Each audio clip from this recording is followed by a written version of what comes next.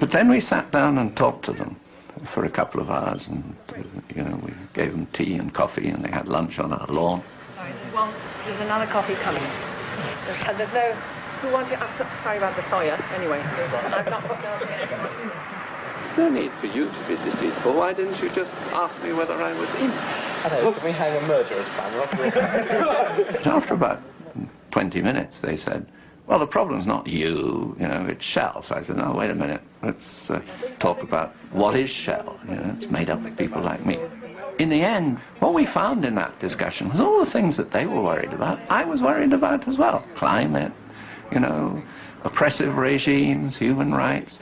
The big difference between us was I feel that I actually can make a contribution to this. These people were frustrated because they felt they had nothing to do.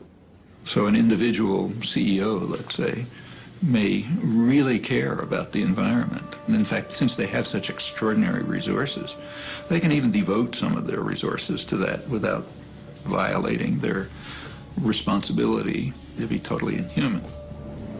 Which is why, as the moody stewards serve tea to protesters, Shell Nigeria can flare unrivaled amounts of gas, making it one of the world's single worst sources of pollution.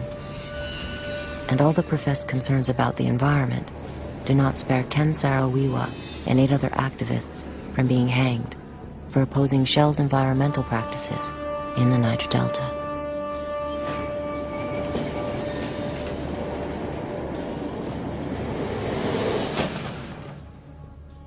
A corporation is not a person, it doesn't think. People in it think.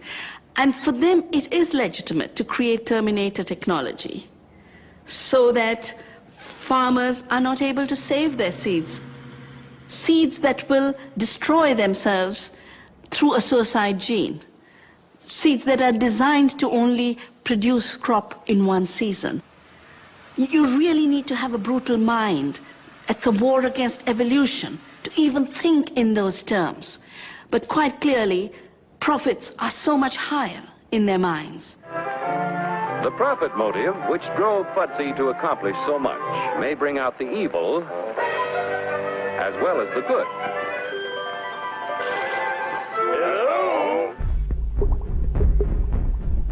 My work spans all industry sectors. I mean, I virtually have worked for, like, I'd say 25% of the Fortune 500. I've posed as an investment banker. I've posed as a venture capitalist. I set up front companies that are executive recruiting firms. Essentially, I'm a spy. I'll locate your employees and I will tell them that I'm calling from Acme Recruiting Agency and that I've got a job that pays them considerably more than what they're paying. Would they mind meeting me for an interview? And when the executive shows up, what he doesn't realize is I'm actually debriefing him on behalf of a competitor, and that there is no job, and that the office that he's at has been rented, and the picture on my desk of my family is a phony, and it's all just a big elaborate ruse to glean competitive information from him.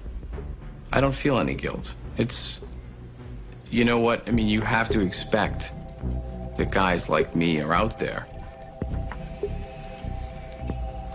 We're predators.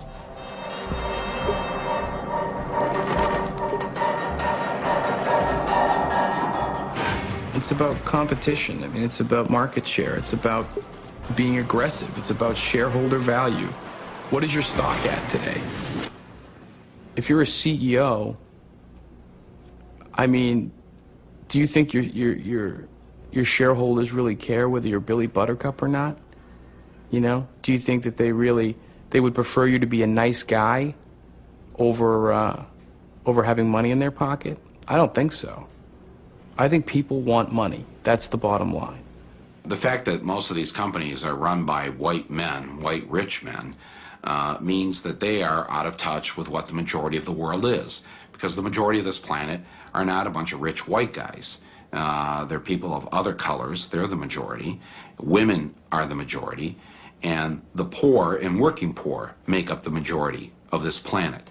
So the decisions that they make come from not the reality that exists throughout the world. How much is enough?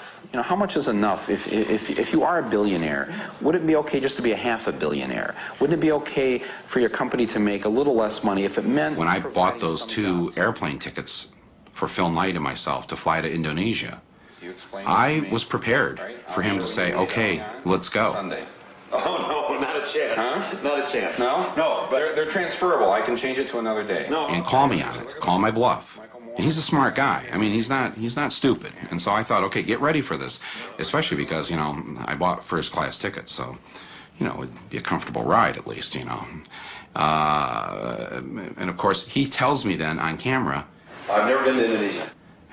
I'm like taken aback by this. I can't believe that the guy who's the head of the company has never walked through his own factories. Oh, you've got to go. No, can't go right now and the rest of this year. When we were done filming, he calls me up a couple weeks later and he goes, I may have a chance to go there with you to the factories. I'm going to the Australian Open to watch some tennis. And, you know, maybe I can get up there, or at least you can go there. Would you like to go to the Australian Open?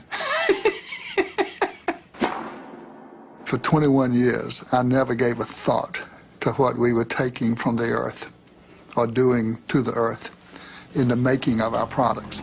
And then in the summer of 1994, we began to hear questions from our customers we'd never heard before. What's your company doing for the environment? And we didn't have answers. The real answer was not very much.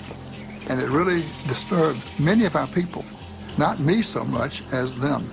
And a group in our research department decided to convene a task force and bring people from our businesses around the world to come together to assess our company's worldwide environmental position, to begin to frame answers for those customers. They asked me if I would come and speak to that group and give them a kickoff speech to launch this new task force with an environmental vision. And I didn't have an environmental vision. I did not want to make that speech. And at sort of the propitious moment, this book landed on my desk. It was Paul Hawkins' book, The Ecology of Commerce. And I began to read The Ecology of Commerce, really desperate for inspiration. And very quickly into that book, I found the phrase, the death of birth.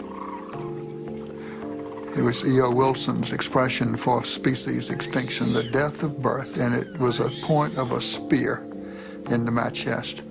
And I read on, and the spear went deeper, and it became an epiphanal experience, a total change of mindset for myself, and a change of paradigm. Can any product be made sustainably? Well, not any and every product. Can you make landmines sustainably? Well, I don't think so. There's a more fundamental question than that about landmines. Some products ought not be made at all. Unless we can make carpets sustainably, you know, perhaps we don't have a place in a sustainable world, but neither does anybody else making products unsustainably.